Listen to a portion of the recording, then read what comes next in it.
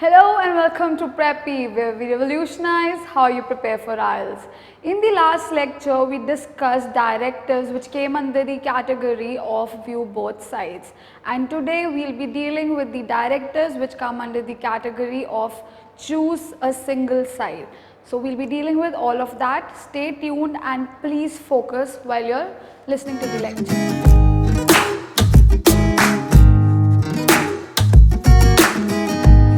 Begin with choose a side kind of question directives. So there are 4 under this particular category and they are agree, disagree, to what extent do you agree or disagree, preference and opinion.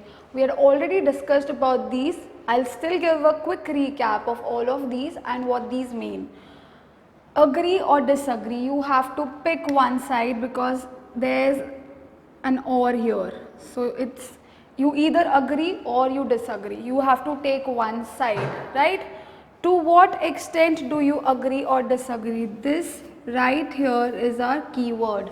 What is the extent of your agreement or disagreement to the topic at hand? So you need to tell if you agree more or disagree more and give reasons for that particular agreement or disagreement, right? Next is your preference. In this particular kind of question, you will be given 2 statements or 3 statements. Usually it's 2 statements and you have to give your preference between the 2. If you prefer the first statement, you need to tell why do you prefer that one more. You have to give reasons and examples to support that support the first statement, and if you support the second statement, you have to do the same thing with the second statement. Now what is opinion? Opinion is if you choose a side, if you take a side, then it basically becomes agree or disagree. You have a statement here, you have a question here, and the question ends with give your opinion. If your opinion is I completely agree or I completely disagree, then the question becomes exactly like this one, right? I hope you're getting it. If somebody asks your opinion and you say I completely agree to so and so statement, that automatically becomes this agreement essay, right? It becomes this part. If you say that I completely disagree with the topic at hand or the topic statement at hand, then it becomes the disagreement or disagree question, right? Is it making sense to you? So this is how the opinion based questions are related to agree or disagree. Now sometimes your opinion is not completely or 100% in favor of the topic or 100% against the topic. So you basically see both the pros and cons and then write your opinion. If you agree to something for 80% and you still have disagreements at 20%, then it becomes this kind of a question, which means to what extent. If there's an extent in your opinion, like you agree to something to this extent, but after that there's some exception. So if you are perfectly fine if children use internet, but overusage or addiction, that is the exception here, is something that you disagree to.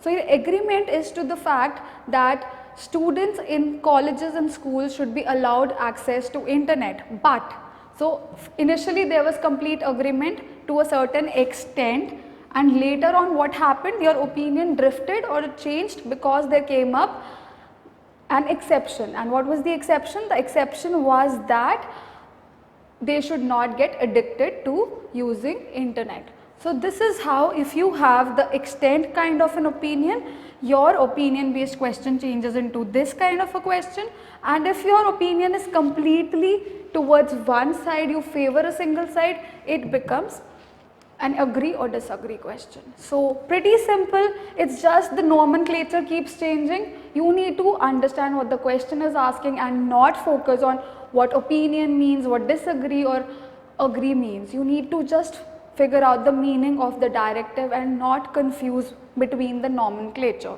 So in this particular video, we will be dealing with the examples of each of these type of questions or directives, and I hope we will be successful in clearing it out. Let's move on to the first directive, which is agree or disagree. So instead of confusing what this question is asking you to do, This is the keyword here. Either you got to agree or you got to disagree. So pick one side. How do you go about these kind of questions? You read the question, number one, you understand it. If you don't, you reread it, and you finally read it as many times till the time you understand it. Number one. Number two, then you either have to agree or disagree. So take a side, choose one side. Make sure what your opinion is in this case, whether you want to agree with the question or whether you want to disagree. Once you have decided both these, then you have to think about two controlling ideas to support your agreement or your disagreement. So if you are agreeing, you have to support that particular agreement with two reasons or two controlling ideas, and similar is the case with disagreement. Now, each controlling idea should have one or two supporting statements, which could be an example also. So your controlling idea or your reason should be supported by statements. They should be supported by supporting statements or examples, right? So this is how you address one such kind of a question. Introduction, as we did in the last lecture or the last video, it remains the same. We have to first of all paraphrase. So I have assessed quite a lot of essays and I have figured out, even I had this tendency when I was in my school to start my essay with a very catchy phrase or catchy line, so that in the very beginning I can grab the attention, or what you guys call the hooking line. So that is there. Even somebody in the comment section asked this particular question, that the essay should begin with the hooking line. I agree to this particular point when it comes to school or college essays.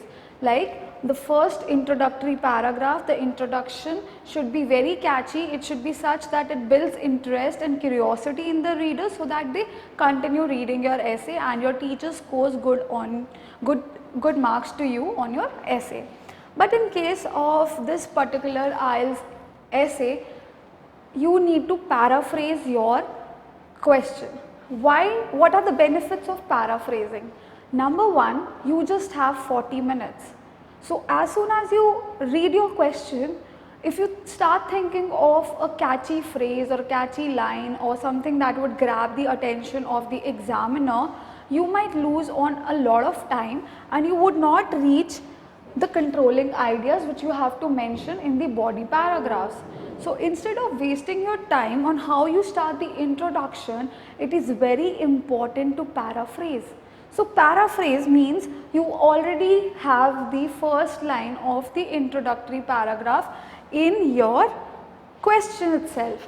So you read the question, you understand it, and you rephrase or paraphrase the question in your own words and write it down. That becomes the first sentence of your introduction. Isn't that easy? You don't even have to put a lot of effort in doing that, and that shows that you have already begun your essay, which gives you a lot of confidence to go about writing the subsequent paragraphs. So it gives you a psychological placebo effect that okay, I have at least started writing it. Okay.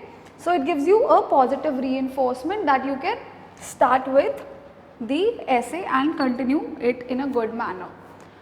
Now, once you're done with paraphrasing, we all can see this particular thing, agree or not, whether you agree or disagree. So this is the directive here. So in the next sentence itself, as I mentioned yesterday, your opinion should be clear cut in the very beginning of your essay.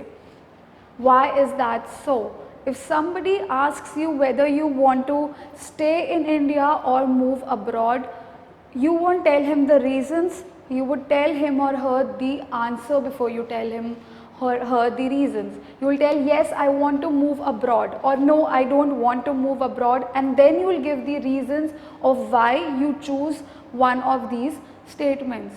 Similarly, when it comes to your essay, in the very beginning itself, you should tell your opinion. Right after your paraphrased sentence, you have to tell your opinion, or in this particular case, you have to tell whether you are agreeing or disagreeing to the question at hand. Once we are done with the opinion, the next thing is your outline sentence, as we did in the last lecture. Also, in your outline sentence, you have to tell what the essay holds for the reader, and you have to tell what you are going to write in your essay, whether you will be supporting the statement or not. So that is how we write the introduction. This takes one sentence, this takes the second sentence, this takes the third sentence. You have already written approximately 4 or 5 lines in your introduction. So isn't that easy? Once you are done with your introduction, the confidence in you builds up and you are more comfortable to write down and complete the next paragraphs. Right? So once we are done with this, and also after reading the question, we have thought of the controlling ideas. So what do? We write the controlling ideas. Okay? So let's move on and read the question. Let's now read the question. Full-time university students spend most of the time studying. They should be doing other activities too. Do you agree or not? Read the question again and try to understand what the question is asking you. It's asking you, it's basically first of all telling you most university students spend their time in studying. They should be doing other activities too. Do you agree or not? Do you think they should be doing other activities, or they should be focusing only on studying? So you need to tell your opinion. So we are done with our intro, paraphrasing, opinion, agree or disagree, whatever you feel is right, and the outline sentence. Now comes the paragraph 1, in which we will write the controlling idea 1, and the paragraph 2, in which we will be writing the controlling idea 2. And each of these ideas would be supported by one or more supporting statements or examples. So we will be doing that in both these cases. So if you ask me, I would say that they should be doing other activities too. So if you ask me, do you agree or not, I would say I agree. I would want university students to be doing other activities too. Now I have to give them the reason why I think so. So first controlling idea could be because studying alone would make them a dull person. All work and no play makes Jack a dull boy. So sports are very important. And why are they important? Sports activities are important, and I give 2 supporting statements, and I would tell how sports would benefit university students. So I could say that it enhances the teamwork, cooperation, and enhances the concentration of the students, which would help them to focus better when it comes to their studies. It would create a balance between their working hours or studying hours and their leisure hours, so they will be fit and active. So this is one in which I would tell them the basically enhancement of traits that would help them in their future when they start doing their jobs or when they get mature and move forward in their career. Number 2 supporting statement could be that sports would keep them healthy and fit. They would not sitting for longer hours, 7-8 hours on your desk and studying, or viewing the laptop and repeatedly doing your assignments and completing your projects would put strain on your eyes, would lead to obesity and other unhealthy habits. So it's important to play sports, go out every evening, do some physical activities or exercise, so that you stay healthy and fit, and that would be very beneficial in your future also. So these are some supporting statements and supporting statements to your controlling idea. This is your first paragraph, and these would include some 4-5 lines yet again. If you have an example, you can just use give one supporting statement and an example. So you don't have to give a lot of reasoning, but it depends upon what ideas you have at that point of time. Okay, so this is how we are done with body paragraph 1. The second controlling idea could be to do volunteering work.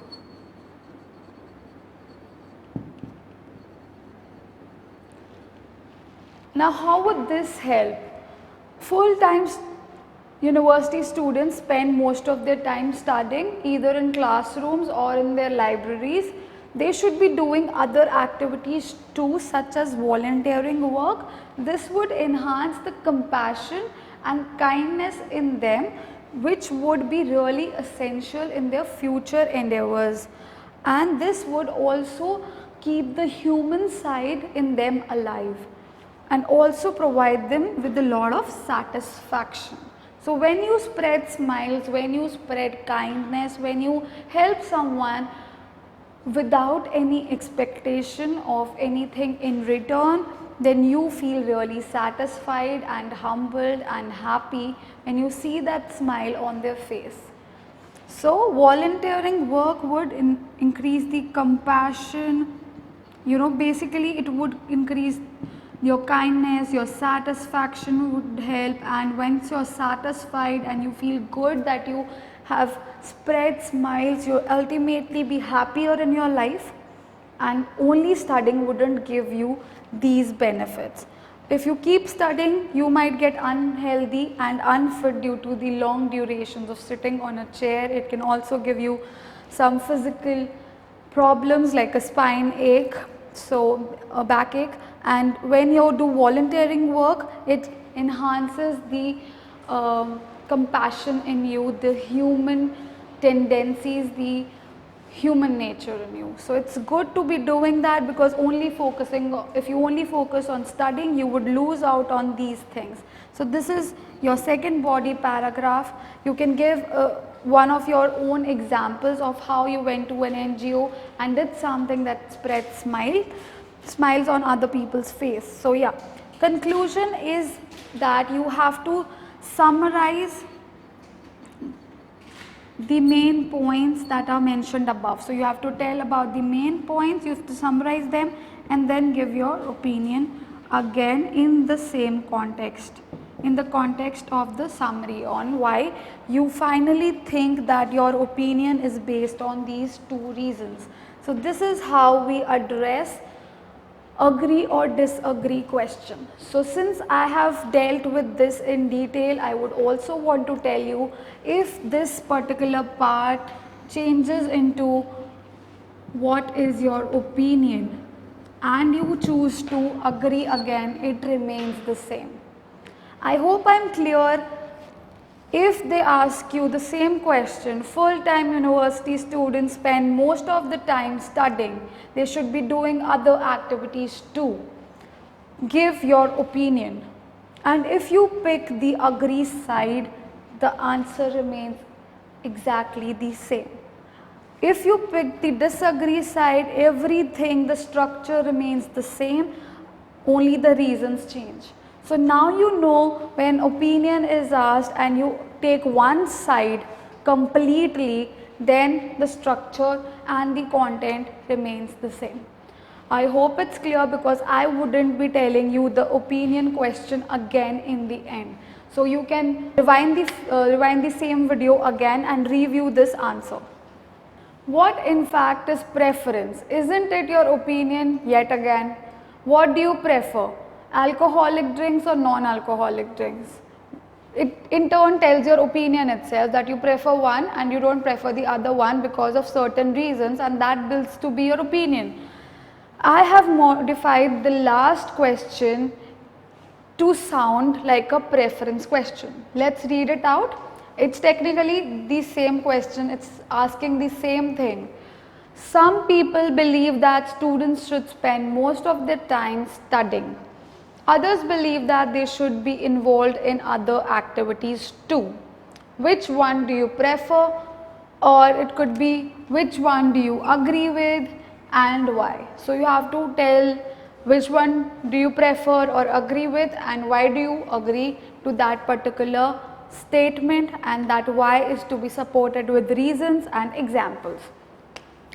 So ultimately your preference question turns out to be more or less agree or disagree question, whether you agree to statement 1 or statement 2. So in this particular question, like in the case of agree and disagree question, we will be doing the same thing and the content would be more or less the same. So introduction, you paraphrase the question, you tell your opinion or preference. So you have to tell either your opinion or your preference, which one do you support, and you have to give your outline sentence. Then comes your body paragraph 1. I support or I prefer that students should be involved in other activities too. This is my preference. This is what people think, or people believe that students should spend most of their time studying, but I believe no, they shouldn't spend most of this time studying. They should get involved in other sports activities as well as volunteering work. So these are two controlling ideas that I have. These would be in two different body paragraphs, just like the earlier question, agree or disagree. And then what happens is I have to support them, I have to give the reason why. So I have to support them with two statements or two examples or reasons. So why do I want university students to play sports? So that they learn skills, they learn how to be with other people, especially when it comes to team sports, and then sports would keep them healthy and fit, unlike sitting on the chair for 4, 5, 8 hours to study. Next is volunteering work. What's the benefit of volunteering work? They would learn to be compassionate and empathetic with others, and it would give them a sense of satisfaction. So this is the reason, these are the reasons, 1, 2, 3, 4 are the reasons, and these are the two controlling ideas on which I am saying that I would prefer that university students should be involved in other activities and should not just devote all their time to studying. So I hope I am clear. So this is my preference, these are the reasons for the preference, and then ultimately in the conclusion we summarize by giving our preference yet again and closing the essay. Let's move on to the next kind of directive, which is to what extent do you agree or disagree.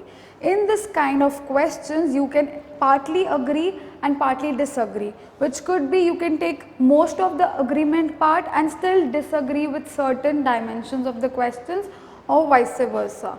So in this same question, to give you more clarity on how you can address this particular question if the directive changes, let's understand how we deal with such a question. So I'll read it out quickly once again. Full-time university students spend most of the time studying. They should be doing other activities too. To what extent do you agree or disagree?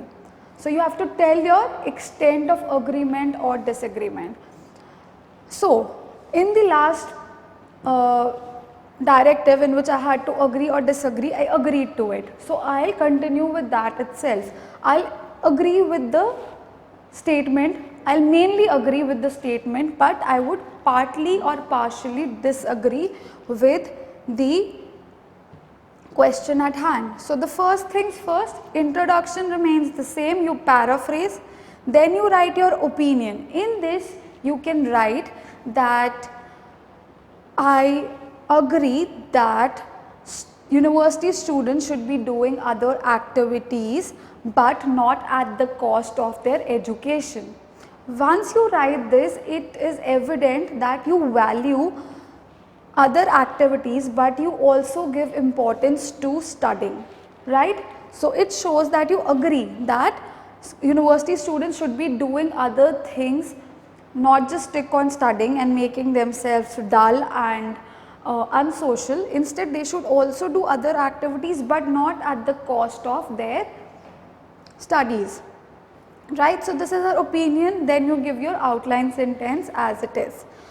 Then comes your body paragraph 1 and 2. I haven't erased the answer to the last question.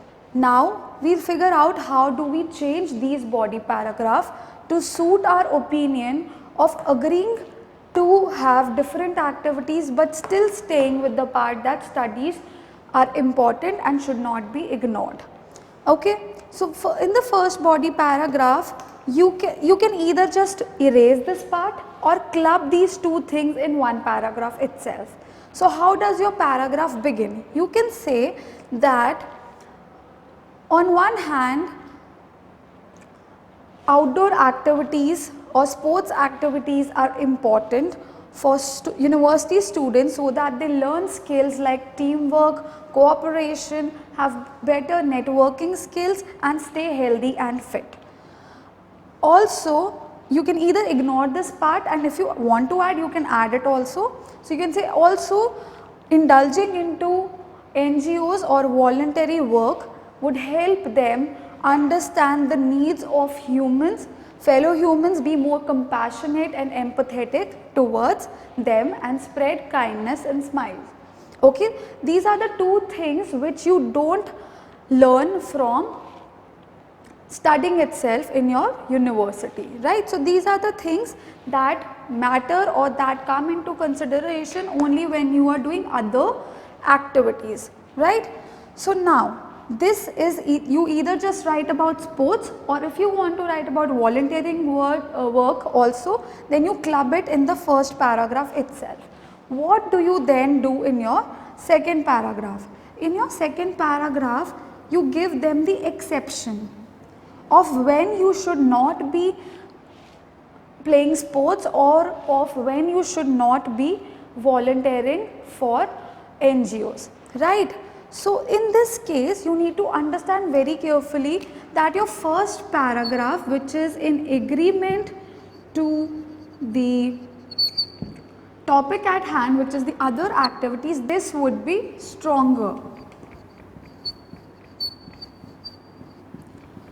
So this argument or this side would be stronger and the other side that you tell would be a weaker argument. Okay, so since you are agreeing to this part, you are in more favor, say 80 or 90% of your heart goes with this decision.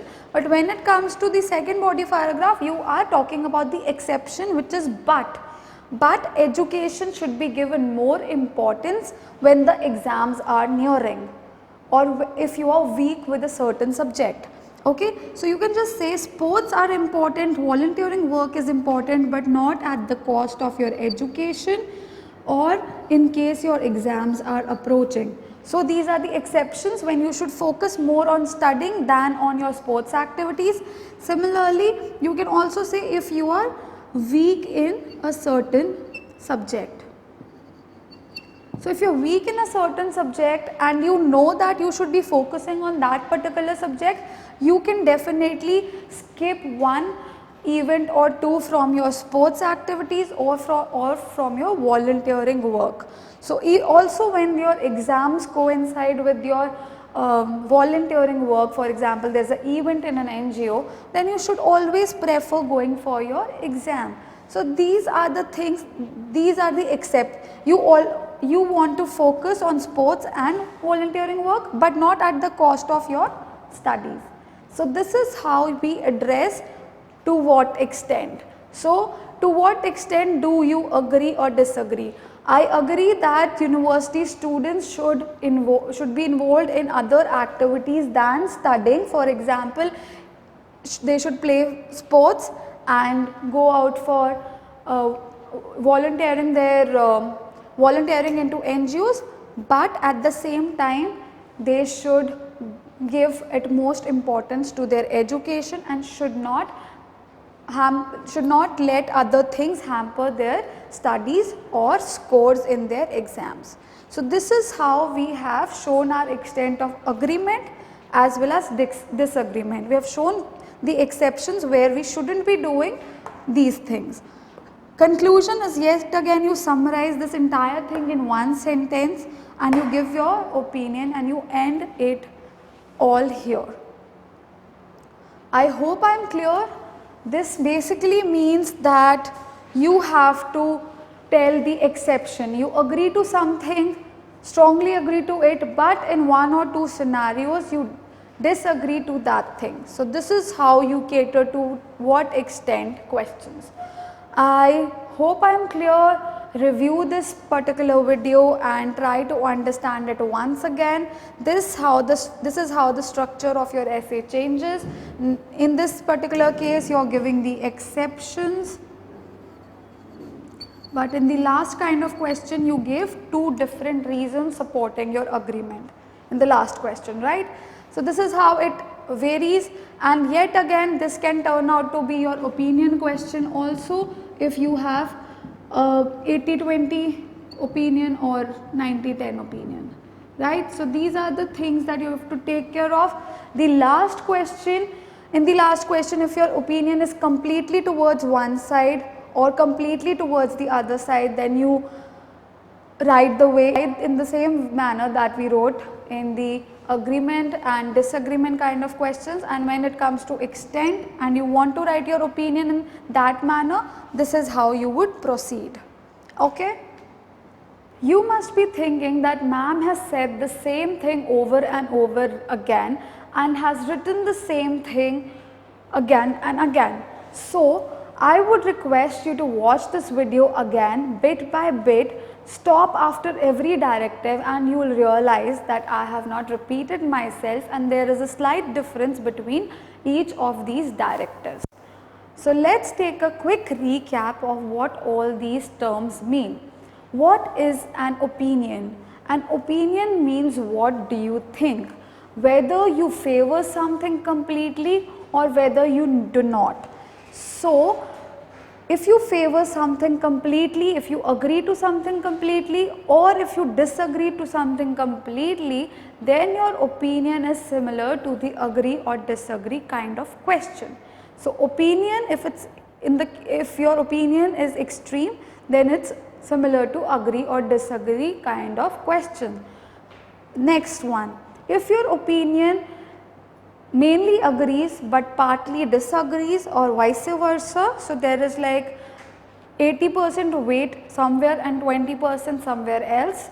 So 80% you favor the agreement part, 20% you favor the disagreement part. In that case your opinion would turn out to be similar to what extent, because it shows that 80% till the extent of so and so you agree to the statement, but there are some exceptions. Like in this particular question, the exception was if your exams are approaching or if you are weak in a certain subject, then you should forego your sports and volunteering work to focus on your studies.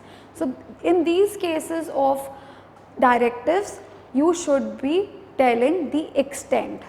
I hope I am clear. In the last one, which is the preference, you need to tell which of the two statements do you prefer. Is it the statement 1 or the statement 2? If you agree to one, you have to give supporting ideas for that and support them with examples. If you agree to the statement 2, you have to do the same thing with that, and this also somehow corresponds to the agree or disagree kind of statement, because if you agree to statement 1, that means you completely disagree to the statement 2 because they have asked you your preference. So given a chance, you will prefer the first thing. After only that you will be preferring the second thing. So if you are offered alcohol and you want non-alcoholic drink, you will prefer non-alcoholic drink, and if you do not get any chance, you will go for the second option. So that is how we do it in this particular question. So you have to be careful.